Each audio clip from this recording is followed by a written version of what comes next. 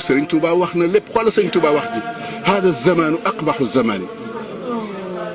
avant 27 mu ne jamono bii ñuy dund mooy yées ci jamono yi ñu ne ko Mbàkke lu tax mu ne li kasratil asiyaan mooy yàlla gi dafa bari lool waaw wa kasratul jahli réer gi bari na kenn jàngatu ma al xiyaana ak war gu mat sëkk koo déy mu sen koo dénk mu lekk mu tekke nag wa qillatul xayaa kersa amatul fi niswaani ñi waroon a yem ci kër yi yar doom yi kenn amatu ci kersa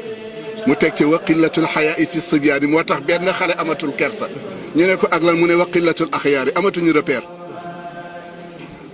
kon kii da ngaa seen responsabilité mu dem ba ca biir ñu ne ko moom Mbàkke lu fi bari bu ne kasratul nifaaq naafeq yi fi fees dell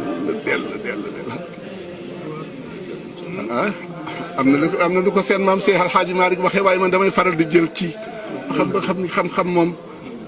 dallatul muumin